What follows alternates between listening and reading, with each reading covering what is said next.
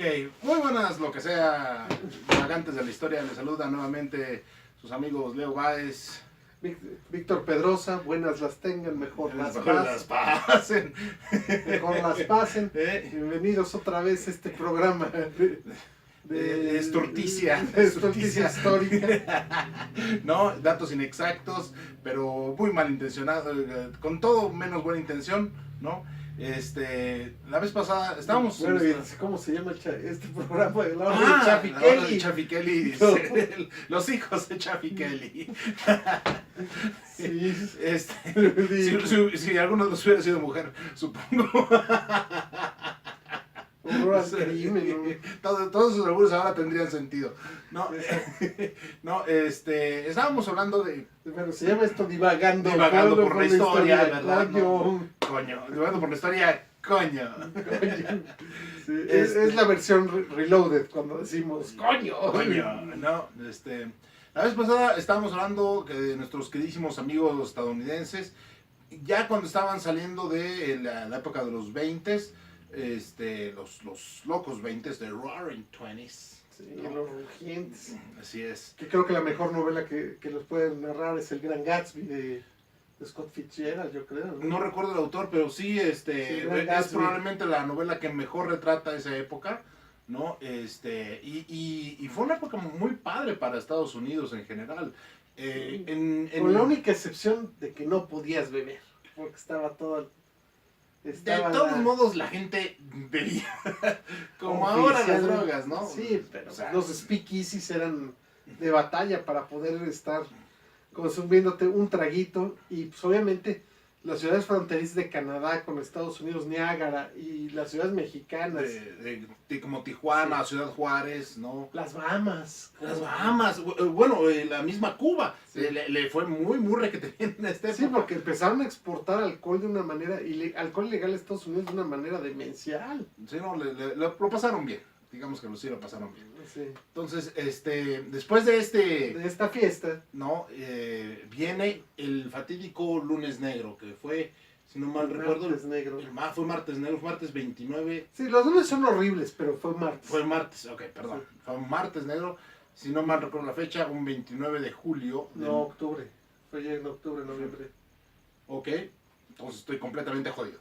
Bueno, pero fue en 1929. Este programa no se responsabiliza de los comentarios, sí, y no los desmiente.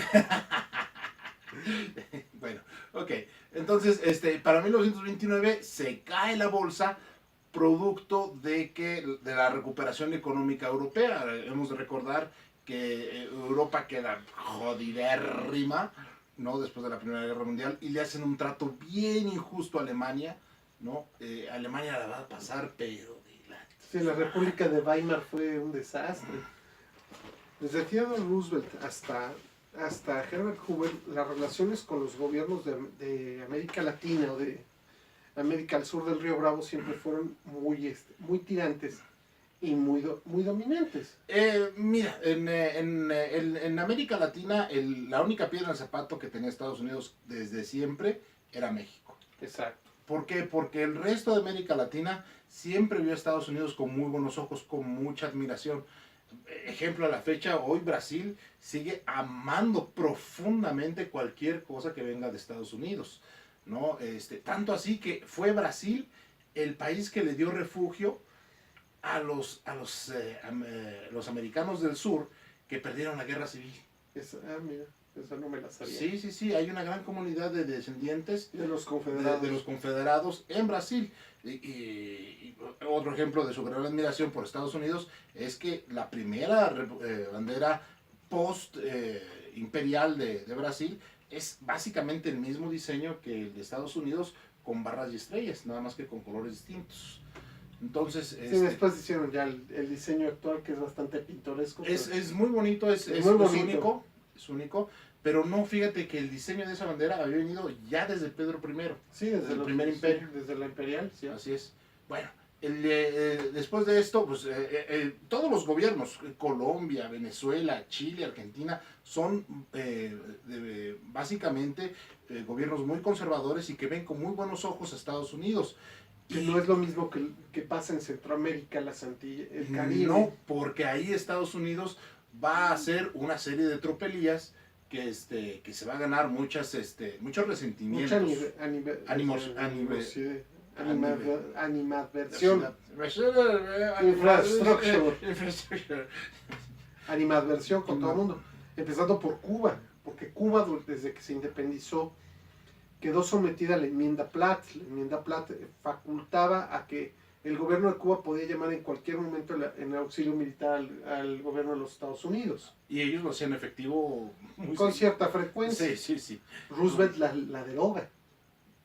Y Roosevelt se va a volver el gran amigo y colaborador de América Latina, incluido México. Exacto.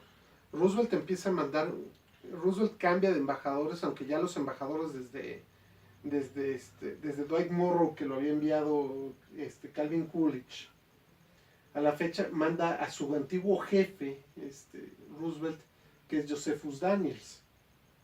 Mientras Roosevelt era el subsecretario de la Marina, el secretario de la Marina era Daniels. Uh-huh. Y Daniels es el que apoya a Lázaro Cárdenas en la expropiación del petróleo.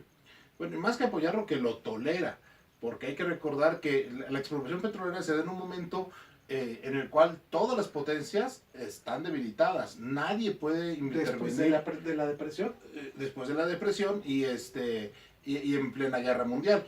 Por lo tanto, ninguna de las potencias, ni Holanda, ni el Reino Unido, ni Estados Unidos, ni Francia, pueden venir a reclamar nada, porque básicamente tienen todas sus tropas metidas en el ajo, ¿no?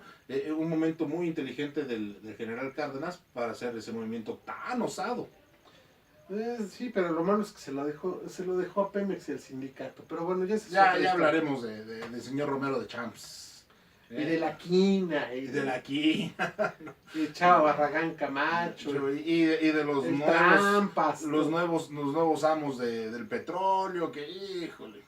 Bueno, pero la cosa es que Estados Unidos, a través de las políticas de Roosevelt, va saliendo adelante poco a poco. Pero para 1938, ya no veían tampoco la salida de Estados Unidos. Empezó a tener problemas otra vez porque no tenía esa liquidez. Y entonces en 1939 le cae la bendición al cielo a la economía de los Estados Unidos, la Segunda Guerra Mundial. En la Segunda Guerra Mundial Estados Unidos empieza por surtir de armamento a Francia y a Gran Bretaña. A una solitaria Inglaterra. Básicamente empezaron los dos, pero pues Francia estaba básicamente rendida después del tratado con Vichy. Sí, después de la rendición en Compiègne, pues sí. No, entonces, ¿quién fue el general Pétain? Sí, el mariscal Pétain fue el que firma una semi-rendición. No, el armisticio, dijo, me rindo. Así es, entonces... Y Pierre Laval es el jefe de gobierno. Y Alemania se va a lanzar con todo sobre Inglaterra, pero va a cometer el error de romper el pacto de hierro y atacar a Rusia. Y mientras tanto, Estados Unidos seguía surtiéndole de material a Gran Bretaña, sobre todo aviación y financiamiento. Así es, ¿no? Y fue gracias a la Fuerza Aérea estadounidense que Inglaterra pudo sostener y mantener a raya a los alemanes. Sobre todo los aviones, más allá de la Fuerza Aérea, porque la Royal Air Force fue la que más peleó. La Royal Air Force, diría Winston Churchill, never so many, oh so much to so few. We shall never surrender. No, nunca tantos le dieron tanto a tan pocos. No sé si has oído una canción de Iron Maiden, la de Aces High, que empieza con el discurso de Churchill. Ah, sí, no lo he escuchado. Sí, no soy muy fan de Iron Maiden. Deberías de verlo, es buenísima esa canción. Bueno, yo sé que no te gusta mucho la música, pero todo ese principio es Churchill dando el discurso de We shall fight them in the desert. We shall fight them in the sky. We shall never surrender. We shall fight them in the sea. También Sir Winston tenía cierta afición por por las bebidas embriagantes. Y la cocaína, aparentemente. O las anfetas, que era más común en la época. Sí, porque el ejército nazi vivía a base de anfetas. Anfetaminas, ¿no? Así es, no, en esa búsqueda de buscar al super soldado, químicamente comienzan a evolucionar ciertas drogas y se les comienzan a dar experimentalmente a algunos soldados. Tremendo, ¿no? Pues Bueno, sí. Entonces, eso, pues, como que capacidad disminuida no era, pero bueno.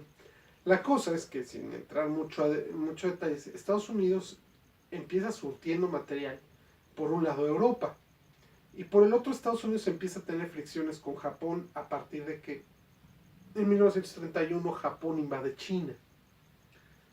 La invasión de Japón a China es una de las páginas más negras de la historia, porque los japoneses hicieron unas matanzas pavorosas. no, bueno, ojalá nada más hubieran sido matanzas. La humillación, la vejación, cómo consideraban los japoneses a los chinos sobre todo era espantosa. Y yo pienso que todavía fue peor el trato que tenían los japoneses para con los chinos y los coreanos que como las tuvieron los alemanes para con los polacos. Y hay que recordar que los alemanes consideraban que los polacos eran subhumanos, que sus vidas no valían nada, que tenías el derecho, si querías, de quitarle la vida a un polaco y no tenía por qué pasarte nada. No, y igual pasó en China. En China, en Nankín, hicieron unas matanzas espantosas. Y los japoneses tampoco omitieron llevar a cabo experimentos con gases y con guerra química y guerra Utilizarlos biológica. como esclavos y no. Utilizando a los chinos como conejillos Como de India. conejillos de indias. ¿No? Entonces, a partir de ahí las relaciones entre Estados Unidos y Japón entran en una crisis, en una espiral Pero desastrosa. para un poquito más de datos, si alguien está más interesado en esta parte de la época de China, creo que una película que lo describe muy bien fue la película del último emperador, ¿no? Exacto. ¿No? Que ahí muestra cómo después de que la revolución china de 1911 derroca al emperador, La monarquía china. así es, finalmente el emperador va a ser utilizado, Puyi se apellidaba así, Sí, sí, Puyi iba eh, a ser proclamado emperador de Manchuria. El Manchukuo se llamaba. así es. Y después, perdón que me adelante tantito, pero ya hacia el final de la guerra, ya con Japón en plena retirada, van a ser los rusos los ganones de todo eso. Sí, Porque se van a bañar todo el Manchuria. norte de China, cabrón. No, y los japoneses ya sabían con quién se enfrentaban, porque poco antes en 1939, tuvieron una serie de incidentes de guerra con el ejército rojo en Mongolia, y el ejército rojo les pegó con todo. O sea, los japoneses mejor se retiraron. Sí, no, y con todo el retiro, lo que pasa es que los japoneses, su mística de lucha, probablemente ustedes ya la conocen, ¿no? Era vencer o morir. Exacto. Y eso los mantuvo mucho a raya, aún al ejército rojo, que para ese entonces, a mi gusto, era el ejército más poderoso del mundo, justo antes de que los americanos descubrieran la bomba atómica. Sí, pero esto fue mucho antes de que empezara la Segunda Guerra Mundial. Sí, fue en 1938-39 estos incidentes fronterizos entre Japón y la URSS. Y Eso no sabía. no, se los llevó. El que dirigía las tropas soviéticas era el entonces general Georgi Zhukov. Ah, ok. Y Zhukov les pegó con todo a los japoneses. Bueno, es que esos generales rusos de aquella época eran gente increíblemente, no sé si versada o inspirada por no sé qué divinidad, todos ellos, Zhukov, Goner, Rokossovsky, Tulbuchen, Molotov, ¿no? Bueno, Molotov era el secretario de Relaciones Exteriores. Pero de todos modos, todos ellos Tukhachevsky, que fue el que armó todo, fungían Timoshenko. como comisarios de defensa en más de una Sí. ocasión. Sí, pero y el mariscal Iván Koniev, todos ellos, dices, lograron derrotar al ejército más temible de Europa, que era el los ejército alemanes. alemán. Pero sí, esa ya la veremos con calma. Nos adelantamos demasiado. Entonces, Estados Unidos, su rol es apenas de proveedor, ¿no? Y de apoyo hacia Inglaterra, básicamente. Sí. Y hay que recordar que Estados Unidos siempre había tenido esta política como de aislacionismo, ¿no? Quería involucrarse muy bien en la guerra. Porque consideraban que eran asuntos meramente europeos. O sea, ellos decían, pues ahora sí que ¿Y yo por qué? ¿Y yo por qué? Diría, Hasta... hasta que sus relaciones con Japón empezaron a echarse a perder a partir de la invasión japonesa a China. De hecho, Estados Unidos les embargó a los japoneses los envíos de petróleo y metales y cosas que necesitaba Japón, una serie de mercancías, y los japoneses trataron de negociar con los americanos muchas veces. Sin embargo, en vista de que las negociaciones con los americanos se iban alargando, y con la Segunda Guerra Mundial Japón unilateralmente ocupó Indochina, que era una colonia francesa, lo que actualmente son Vietnam, Laos y Camboya. Estados Unidos le exigió a Japón evacuar Indochina, no tenía por qué. Entonces Japón organizó el ataque a los Estados Unidos para neutralizarlo y poder ellos realizar su expansión sobre toda la cuenca del Pacífico.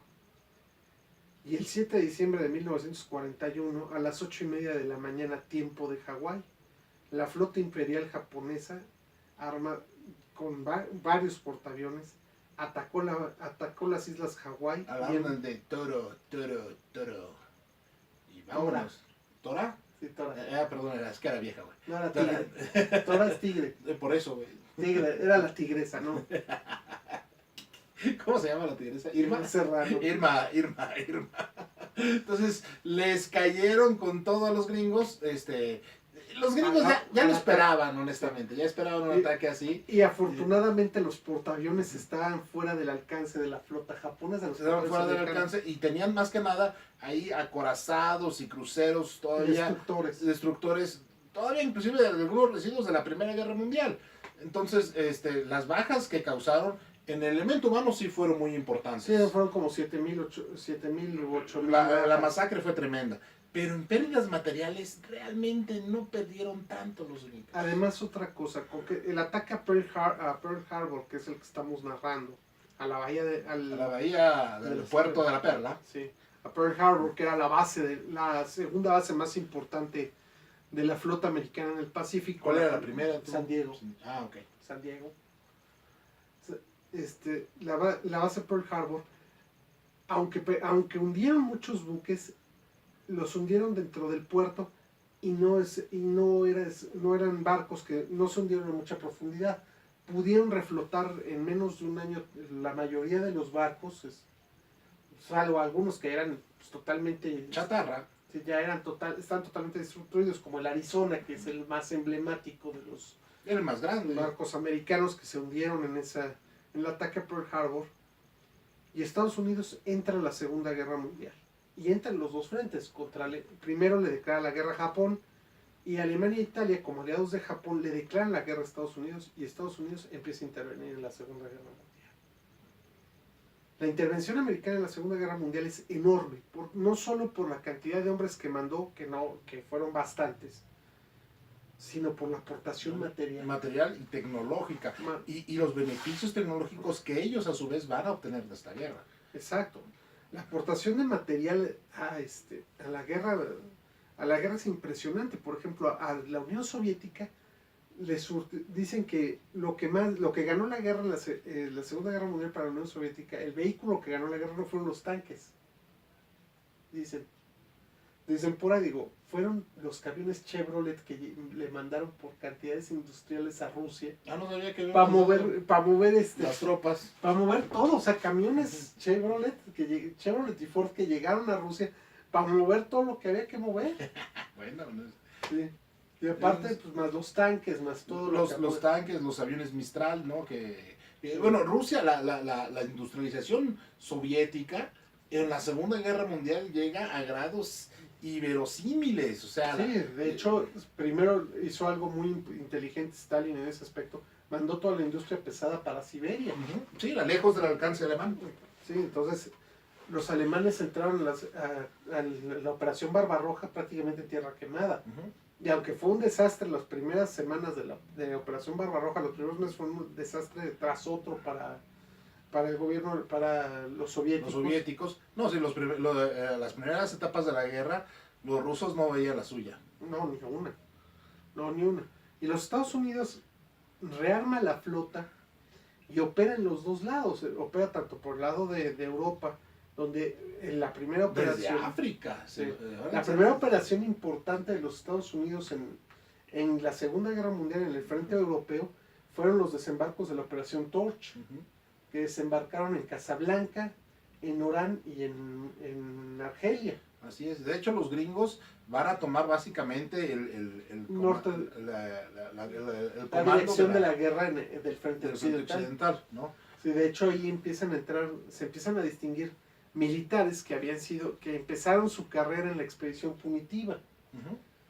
Y en el teatro de operaciones del Pacífico se dividen el mando dos personas. Ah, perdón, quería comentarles, hablando de la expedición punitiva, les voy a dejar un enlace de un video muy bueno que encontré La batalla de de Carrizal. la batalla de Carrizal de los chicos de Agave Films, muy bien hecho, ¿no? Pues sí. Y muy bien explicado acerca de este incidente en el cual México sale victorioso en todos los frentes, no solo en el militar, que es ya muy, muy relevante, sino también en el diplomático. Sí, porque el comandante mexicano muere en la batalla, pero queda el subcomandante que es Genoveva Rivas Guillén y es el que... Y el que lleva a muy buen término con apoyo de la gente de la Chihuahua. población, ¿no? Entonces, sí, no abandonaron solo a los soldados, a pesar de que eran federales y que era tierra de eran Pancho Villa, carrancistas. ¿no? Bueno. Carrancistas, no federales, pues... Ellos eran El victoriano, carrancistas, pues, sí. pero Sí. Chihuahua hay que recordar que muchas partes tenían esta especie de idolatría extraña por Pancho Villa. También hay en unas partes de Chihuahua en el cual lo detestan, es como los gatos, es como López Obrador, o lo aman o lo detestan. Muchos de estos soldados van a ser muy relevantes Van a ser los comandantes en la Segunda Guerra en la Segunda Guerra Mundial. De aquí lo interesante es que en la Segunda Guerra Mundial el comandante de las Filipinas era el general Douglas MacArthur. Cuando Japón ataca Pearl Harbor, inmediatamente desata una carrera de ocupación en toda Asia de una manera impresionante. En menos de 6 meses ya habían ocupado Indonesia, habían ocupado las Filipinas, habían ocupado Estaban a las puertas de Australia, básicamente. Tailandia, habían ocupado Malasia, Estaban- habían dado la humillación más espantosa a las tropas británicas al tomar Singapur, habían ya tenido pequeñas incursiones en la India, la flota japonesa llegó a atacar Ceilán, Sri Lanka actualmente, en China pues siguieron expandiéndose y empezaron a invadir islas en el Pacífico, entonces bombardearon Darwin en Australia. No llegaron a invadir, pero estaban a las puertas de hacerlo. De Australia, sí. Nueva Guinea fue Papúa Nueva Guinea fue tomada. Nueva Guinea fue tomada, Port Moresby. Salvo la parte sur de Papúa Nueva Guinea, que es La donde- isla quedó dividida. Ahora, el Teatro del Pacífico estuvo comandado, lo dividieron en dos zonas. La zona de Filipinas y la zona de Filipinas se la dejaron al general Douglas MacArthur. MacArthur era también un viejo conocido del ejército de los Estados Unidos, que siempre se sintió que era más de lo que era, la verdad.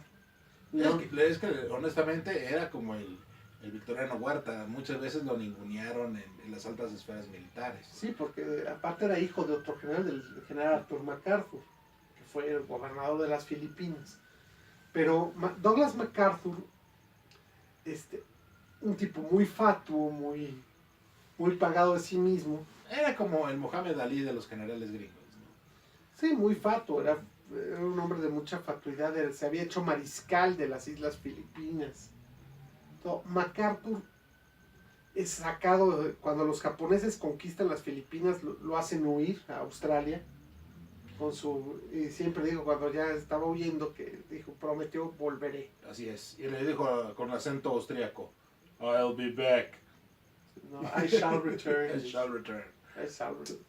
MacArthur es el encargado de llevar la reconquista de las islas en el Pacífico, y la estrategia es muy buena porque va brincando de una isla a otra para irlas ocupando e irse acercando a Japón, mientras que por el lado marítimo se lo dejan a uno de los grandes almirantes y una de las personalidades más desconocidas de la Segunda Guerra Mundial. Chester Nimitz es el que desarrolla toda la guerra, las grandes batallas navales de los Estados Unidos en la Segunda Guerra Mundial, que En son el sur, supongo. el mar primero Midway, y después Mar del Coral, el Golfo de Leyte, y Guadalcanal. Guadalcanal y posteriormente Okinawa. Para un almirante Pero está como en este complicado. caso también hay que mencionar que en Estados Unidos tiene todo este gran desarrollo militar, gracias a que casi todos sus hombres son llamados a servicio, ¿no? Y van a tener el gran apoyo de sus mujeres. Que se ponen a trabajar a la par que los hombres. Así y esto es. va a traer consecuencias posteriormente. Así es, y no solo eso, a diferencia de Alemania, que también va a poner a trabajar a sus mujeres, también Inglaterra, Estados Unidos tiene la ventaja de que tiene a su vecino del sur, ¿no? Así que manda trabajadores, México manda trabajadores a arrebatar cosechas. Así es, ¿no? Bonita tradición que no se ha perdido hasta la fecha, aunque la han satanizado un poquito tus amigos como Trump, ¿no? Entonces, Estados Unidos tiene... Beautiful. It's gonna be a beautiful pickup of lettuce, and let us fuck you. Okay. Los Estados Unidos van a tener esta gran ayuda de sus mujeres, de los mexicanos, ¿no? Y de América Latina en general. Pero más de México. Exacto. América Latina sí les va a apoyar. Por ejemplo, va a tener el apoyo de Brasil. Sí, Brasil va a mandar la fuerza expedicionaria, que eso ahorita la platicamos. No, Brasil tiene- cobra que fuma. Parece que no, pero Brasil tiene un papel bien importante, sobre todo en la invasión de Italia. Exacto.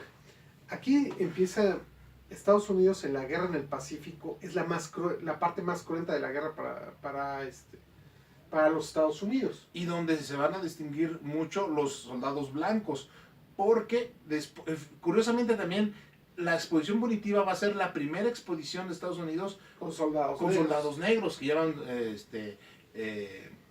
una tropa mixta. Y los negros se van a reivindicar en el frente europeo, ¿no? Sobre todo en Italia,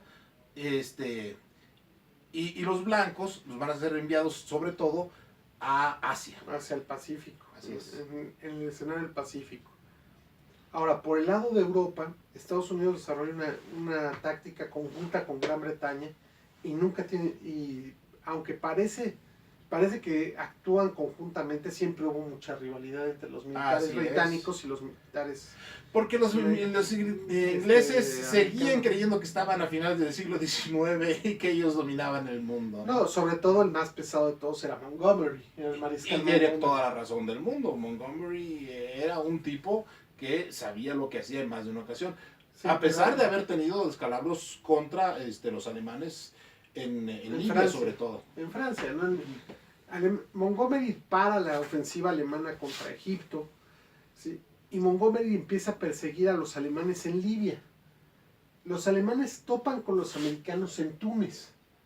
Y la primera experiencia de guerra entre americanos y alemanes fue la batalla del Paso de Caserío, en donde fue la última gran victoria de Erwin Rommel. Rommel despedazó a los americanos ahí. Eso atrae que manden como nuevo comandante a esa zona a un personaje bastante peculiar, el general George Patton. Desarrolla el mejor comando contra los alemanes, y Patton se empieza a volver el primer héroe de guerra auténtico de los Estados Unidos en la Segunda Guerra Mundial. Patton aparte era un tipo pintoresco, por llamarlo de alguna manera. Se sentía vaquero, usaba 2 pistolas, era oficial de caballería y se seguía sintiendo el general Custer, nada más que con bastante mejor suerte. Pero Patton no tenía algo que muchos comandantes sí tienen, que era el amor de sus hombres. A Patton lo detestaba. No porque no lograra las victorias, sino porque los trataba de una manera espantosa.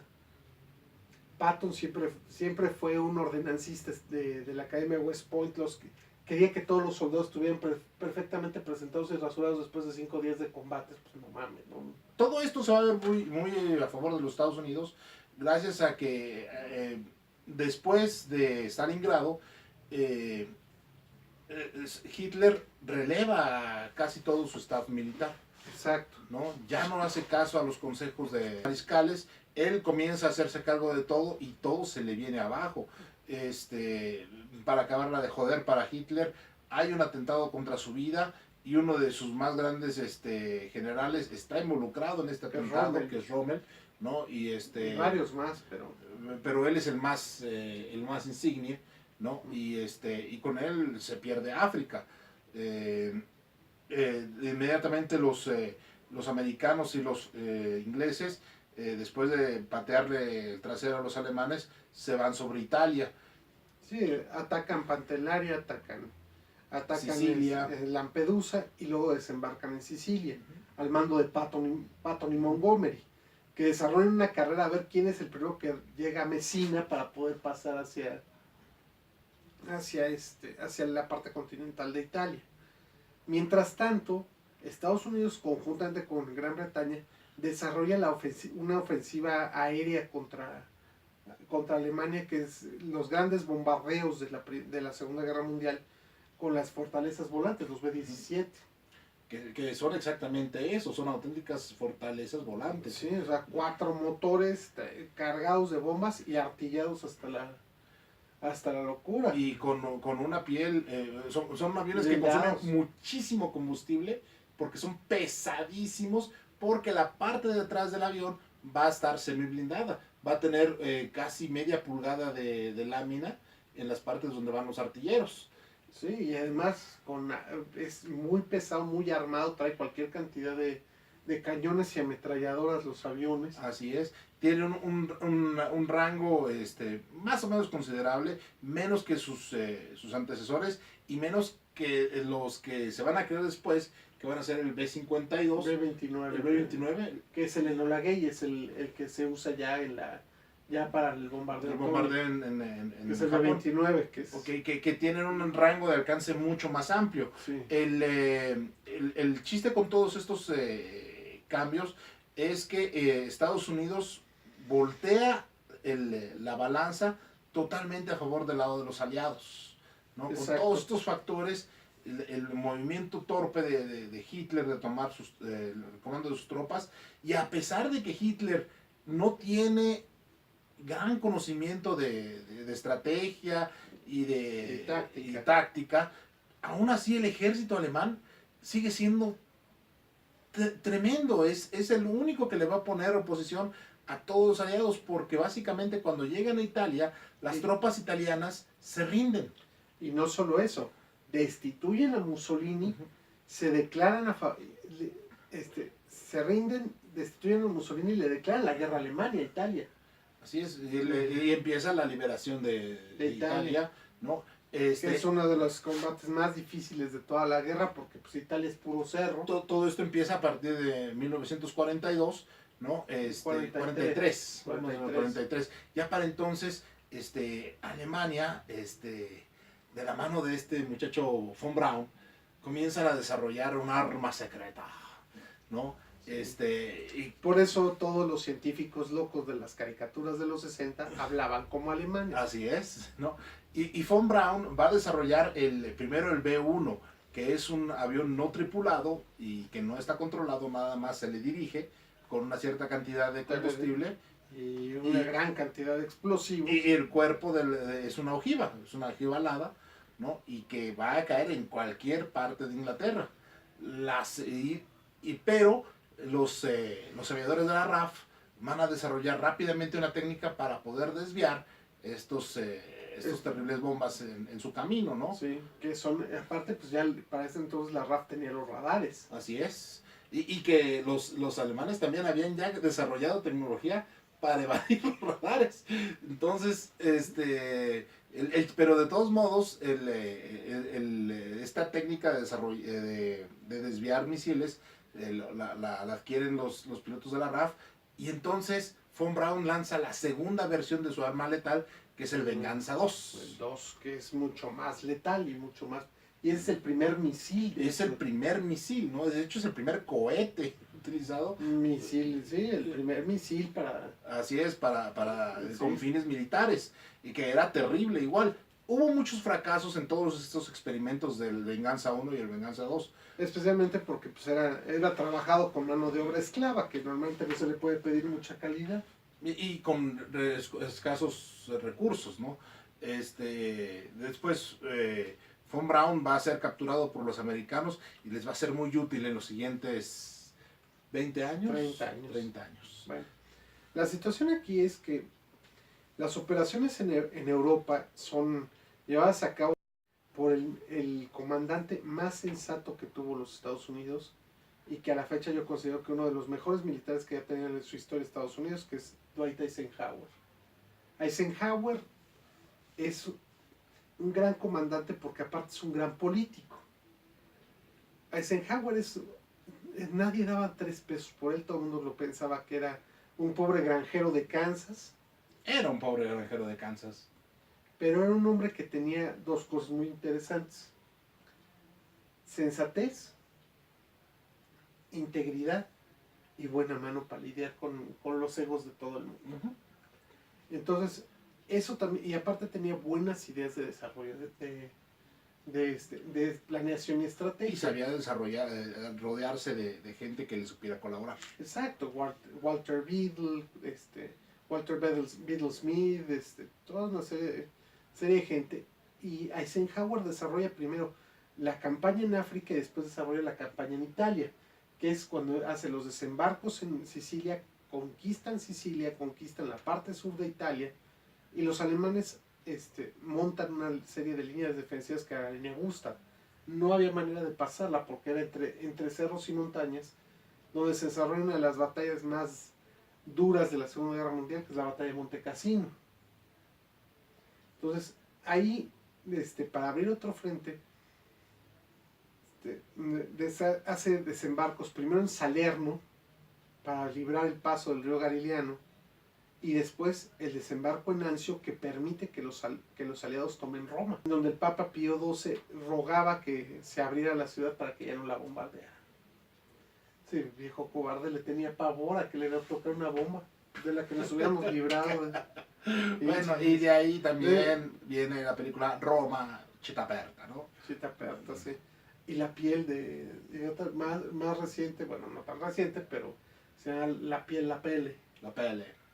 Sí, que es basado en las novelas de Curcio Malaparte. Y curiosamente, después de la Segunda Guerra, va a haber un pequeño boom del cine italiano. Sí, no, un pequeño gran boom con Fellini, ¿no? Sí, por una parte, pues Fellini, Rossellini, Vittorio De Sica, todos ellos que son de arte. Y también, pues, aparecen las comedias picantes con Epic Fenwick. ¿No? Y que van a tener hacer películas en la Europa de la posguerra es muy barato, ¿no? Sí, Italia se presta para todo.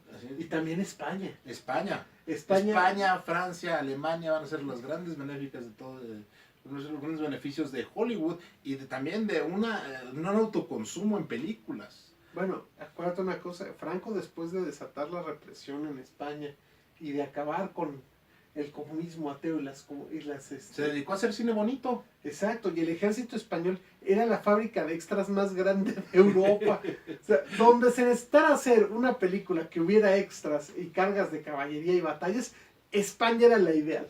El ejército español se prestaba a eso durante y que aparte España la llevaba muy bien con Estados Unidos, curiosamente. Ya en la época de Eisenhower, antes les fue como en feria, pero la historia de todo esto es que Eisenhower, después de hacer esas operaciones en Italia, es reclamado en Londres para que desarrolle la operación del desembarco en Francia. La operación Overlord, que es el desembarco en Francia, que fue llevado a cabo el 6 de junio de 1944, que es el día de...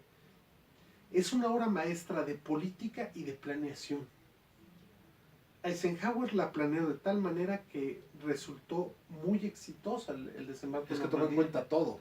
Distancias, combustibles, clima, tiempos, política, conteo de bajas y que la batalla en sí fue también una de las más cruentas. O sea, y tomando en cuenta también que el ejército alemán no estaba esperando el ataque desde ese lado. Se los esperaba en Calais, así es, que era la parte más estrecha entre Inglaterra y el continente. Sí, desembarcaron en una parte más al sur que fue Normandía. Así es. En un principio no hubo tanta oposición, pero después los alemanes reviran y se vuelve, y conquistar Francia fue complicado. O sea, no, inclusive tuvieron los aliados que recular un par de kilómetros después de haber establecido la cabeza de playa, ¿no? Entonces sí, fue una vez más, a pesar de que el comandante alemán era torpe, las tropas alemanas siempre habían sido sumamente efectivas. Y era Rommel, el comandante. Todavía era Rommel cuando los... Sí, todavía era Rommel, sí.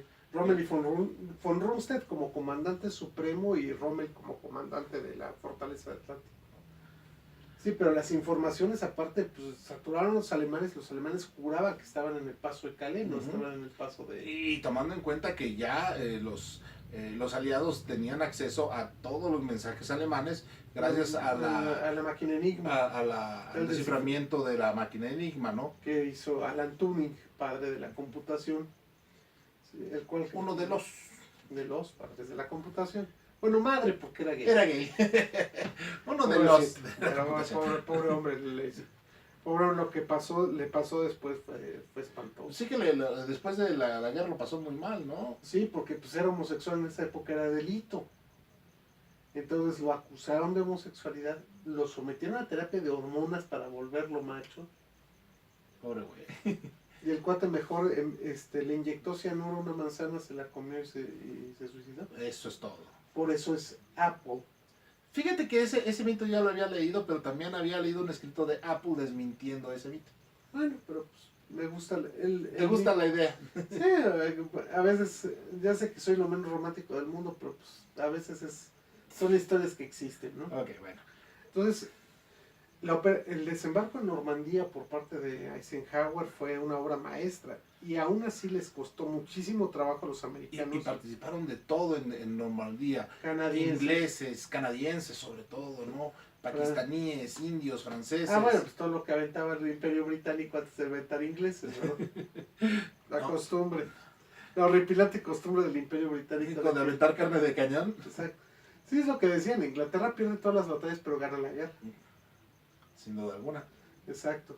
Y Montgomery era el otro comandante, que tuvo muchos roces con Eisenhower porque Montgomery quería ser el comandante supremo.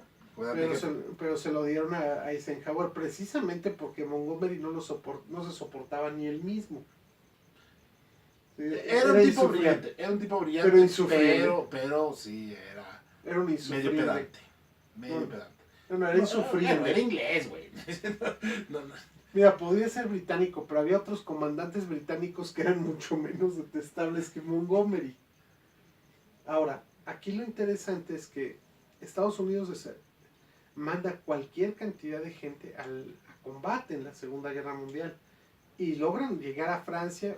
París se subleva, los alemanes se retiran de París y después de que se retiran, los Estados Unidos ocupan Francia, los americanos van ocupando Francia. Y las fuerzas de la Francia Libre, que eran los opositores a Pétain, empiezan también a entrar en batalla. Sí, la resistencia. Primero la resistencia y después ya divisiones completas y formadas. De hecho, una de las divisiones completas al mando del general Leclerc, llevaba puros hombres chaparritos, cejijuntos, barbicerrados, con boina, puro, y en sus tanques llevaban como nombres el joder. Brunete, sí. Brunete. Toda la escoria de su vecino ahí iba, ¿no? El Don Quijote, el Belchite. Rocinante, ¿no? Entonces, Badajoz.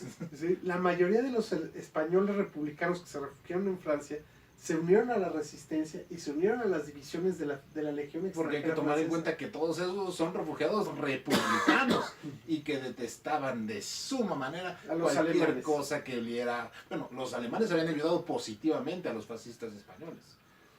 Pero fíjate una cosa, yo siempre he tenido algo, el tiempo me lo ha dicho. Dicen, es que siempre acusaron a Franco de fascista. Franco era lo menos fascista del mundo, no era fascista. Franco nunca impuso una cuestión fascista. Franco fue dictador militar cuadrado de toda la vida, era un soldado cuadrado. Pues sí, como toda dictadura africana, como lo es España, Túnez, Portugal, ¿no? Toda esa parte del norte de África, ¿no? Esos dictadores. Sí, son del tipo, no tienen ideología, pues. Saludos. Esperemos que esto quede censurado porque le voy a mentar la madre. Saludos a España, Portugal, Túnez y todo el norte de África. Bueno, entonces todos estos dictadores africanos que deben ver entre líneas, güey. Debes ver entre líneas. Oh. Entonces España termina en Algeciras, no se preocupen, Europa termina en Algeciras, ¿no es cierto? No empiezan los Pirineos con un enano loco llamado Napoleón. Qué dolor, pues, hombre. Toqué una vibra. Del alma. El ejército del Ebro, una noche el río pasó. Ay, Carmen. Ay, Carmela. Ole. ¡Olé! Y como dirían en Marruecos y también en otras partes de África como Badajoz. Bueno, el chiste Ay, es que Diosito santo. bueno, Ay, Dios santo. Qué flojera da, cabrón. ya sé qué cuerdas tirar. Bueno, el chiste es que después de que las tropas del norte de África ayudan a los franceses, Los argelinos y marroquíes. y españoles España es Europa. van en conjunto en contra de los alemanes. Y de hecho los primeros tanques que ocupan París son de la división de Clark y están tripulados por Los españoles. españoles. ¿No? Sí. Entonces, va a haber un asunto bien desagradable en Francia, ya que la Francia de Vichy había muchos franceses que habían colaborado positivamente con los alemanes. Y sobre todo en las zonas ocupadas por los alemanes. Así que fue es. la Y gran fue parte un de Francia. asunto muy De desagradable. venganzas. Así es, desde simples gente que les rapaban el cabello, ¿no? A mujeres las rapaban y las Mujeres y purgaban. hombres, también a hombres, pero sí era un asunto muy vergonzoso en mujeres, hasta ejecuciones positivas, ¿no? Entonces, Linchamientos, ejecuciones. Francia en la Segunda Guerra Mundial, para variar, se comportó fatal. Se comportó fatal porque también las tropas francesas que pelearon en Italia en la Segunda Guerra Mundial, de las zonas que se pasaron a la Francia libre, que fue Argelia, que fue Marruecos y demás, las tropas francesas se dedicaban a violar a lo que se les cruzara. Hombres, mujeres, niños, perros, burros, lo pues que como fuera. los soviéticos también Pero- fueron brutales al momento de retomar. Pero estos cuates iban contra Italia, que ya era aliada, contra la población civil italiana. Mientras que, obviamente, Te digo una cosa fea. El ejército rojo sí tenía la política y orden de que entrando a Alemania todas las mujeres eran presas. Ahí sí había una orden. Pero las tropas francesas, Y fíjate que, a pura insubordinación se la y pasaron. nuevamente paso por los polacos, porque también los rusos han sentido un desprecio inmenso, y no sé por qué, por los polacos. Yo te lo puedo platicar. A Porque ver. los polacos y los lituanos, durante muchos años que fueron confederación, se dedicaron a patear a los rusos entre los siglos XV y XVII, Ujú. hasta que los rusos les pararon el alto. Ah, De mira. hecho, los polacos ocuparon Moscú durante 2 años. Ah, mira, eso no sabía que Polonia había... Antes de que se proclamara como zar Mikhail Romanov Ujú. en 1613. Ok. Polonia invadió Rusia y se dedicaba a saquear Rusia todo el tiempo que pudo. Ah, es mira. venganza de los... Bueno, pero fuera bueno, fíjate se que las cobró todas Rusia. pues mira que este resentimiento les ha quedado hasta pleno siglo XX, cabrón. Y 21 también. Llegando, sí, pero bendito fútbol que les permite odiarse sin tener que matarse, cabrón. ¿No? Bueno, yo no dudo que en cualquier arranque el tío Vlad enloquezca y invada Polonia. No, a estas alturas es muy difícil. Porque Polonia ya está dentro de la órbita de la UE.